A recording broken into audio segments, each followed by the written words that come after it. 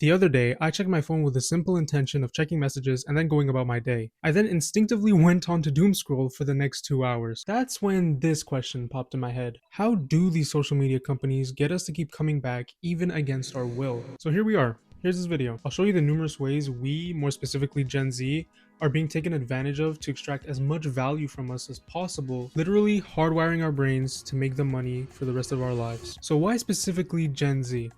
Good question. Between the ages of 10 to 25, you are hypersensitive to dopamine, meaning activities that feel rewarding like entertainment, vaping, and gambling feel way better than how they would feel for an older person. This, along with the fact that the prefrontal cortex does not mature till 25, which limits critical thinking, is why we know teenagers as impulsive, reckless, and stubborn. And it also makes us super susceptible to addictions.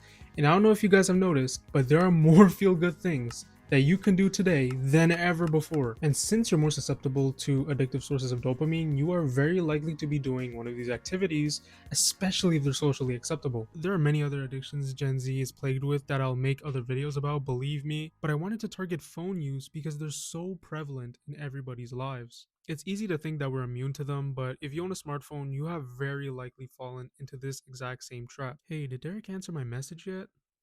Nothing. While I'm here, I should probably check if that girl I DM'd 2 months ago answered.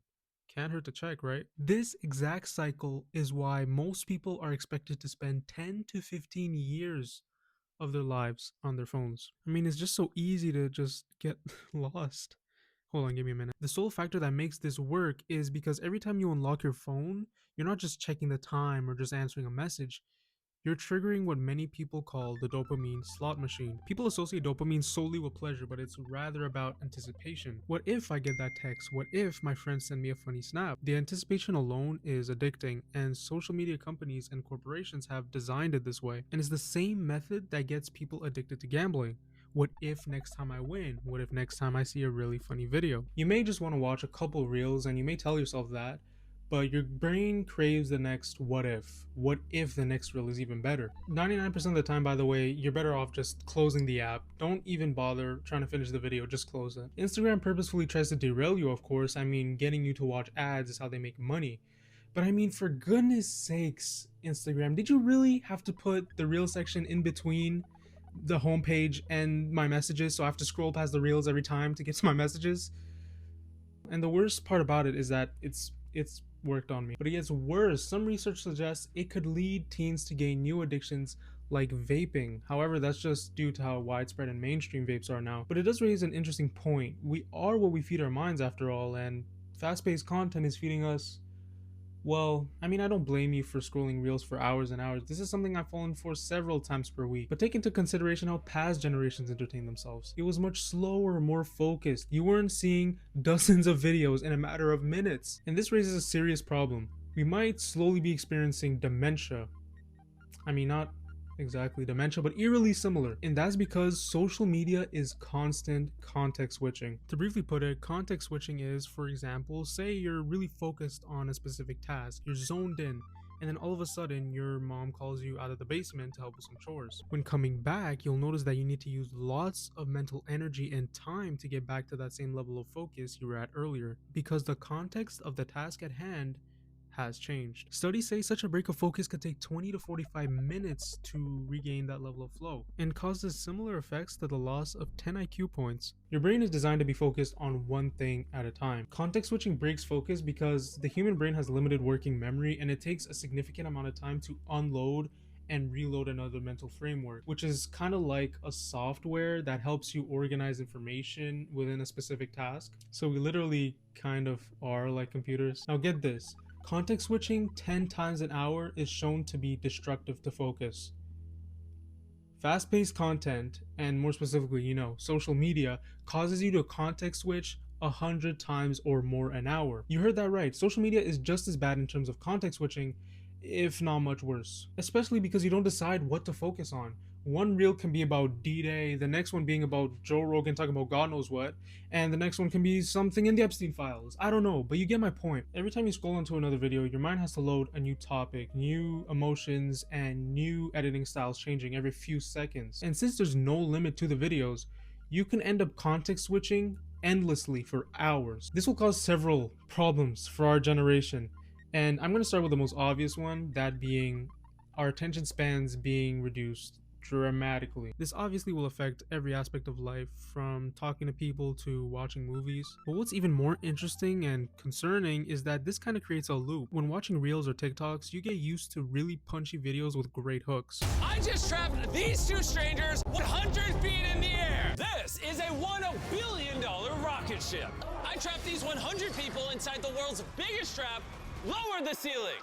And if they don't have that, it's on to the next. This kind of creates a dependency between you and the platform, to the point that nothing is really entertaining if it's not really captivating within the first few seconds, making you a reliable consumer of their platform's content for years. Now, let me remind everyone, the average attention span 20 years ago was over 2.5 minutes. Today, that number has dropped to 47 seconds, and among Gen Z, it is even reported to be as low as 8 seconds long. This is largely due to fast-paced content. People are convinced Reels and TikTok are making the most of their time, but it's really the opposite. Isn't it interesting, by the way, everything fast is bad for you? Fast food, fast media, whatever. An even more concerning effect of context switching is that it significantly impairs your memory to complete tasks, something called prospective memory. Now, I'm not saying you're gonna forget to keep appointments, return calls, and hold on, what's that? Oh, that's exactly what happens? Now the only things that weaken prospective memory are aging, stress, and multitasking. Fast-paced content checks both stress and multitasking. By the way, this isn't something minor. Prospective memory helps us with the mundane but important parts of life, like turning off the oven or remembering what groceries to get. And if we're already seeing the consequences now, I can already imagine what the future is looking like. So yeah, social media causes similar effects to dementia, even short term. That's great. Which is why, I don't know about you guys, but after I'm done with a doom scrolling session, my mind is just blank. I don't know what I was about to do or what I have to do for that day. I just lay there in misery. Time to talk about what gets us on our phones in the first place: notifications. Repeated exposure to notifications train your brain to prioritize them automatically, even if they're not important, because your brain is now used to treating every notification like a potential reward. That's why, even if you're doing something important, you will reach for that phone if it buzzes. Let's just get that clear for a second. Even if you are busy, you have just subconsciously trained your brain to want to check on that notification immediately. There aren't many things in life that would grasp your attention that quickly. I want you to think of something you would drop your hard work on immediately to give full priority. Unless you have a plate of this, yeah, you're not getting my attention. It's like that experiment they did with dogs, where they started feeding dogs whenever they would ring a bell, and eventually the dogs would start salivating just by simply hearing the bell. At first, the dog dripped saliva into its cheek tube only when the food appeared. But after a number of trials, the dog began to connect the ticking with the arrival of meat.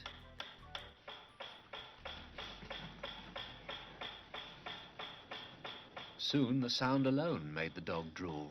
They literally tricked us with the same experiment done to dogs. Perceptual salience. What does that say? Anyway, notifications grab attention simply because they're sudden, bright, and unexpected.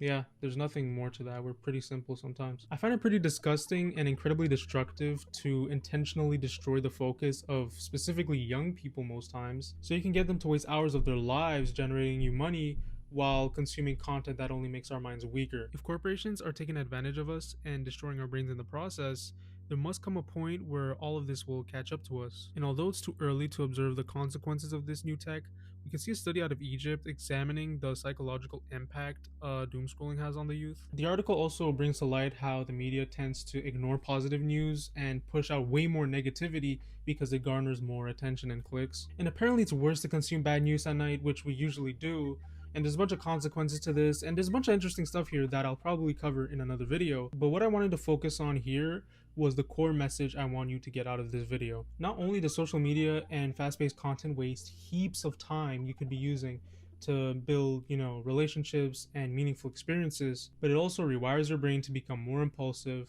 have worse memory, and forget your day-to-day tasks. It's literally like these corporations are going into your system settings and toggling whatever switches will make them the most money. And after all, our phones leave us more unsatisfied and unhappy than before we opened them for a reason. Every second you spend here watching somebody else's life is time you lose to live your own. The ultra wealthy don't spend time on their phones for this reason. I apologize if I sound like a boomer, but it's like everybody's on their phones now, and I'm kind of concerned as to where this is bringing us as a society, more specifically us as young people. And since I'm a little conspiracy theorist, I'm gonna lay out a conspiracy here. If our phones have this much of a grasp on us, imagine how bad of a grasp they have on the kids that grew up staring at these things all day. And if you grew up with something as addictive as a phone, you are very likely to spend a lot of your adulthood on it, allowing media to instill beliefs in a still very impressionable mind. And that is a power many people out there would kill to have. Just my tinfoil hat theory. I mean, it makes sense, right? I was gonna say another thing. I kind of forgot. I don't know. It was something along the lines of, you only have so much time in this world. Don't spend it on your phone. Like, subscribe, you know the drill. See you next time.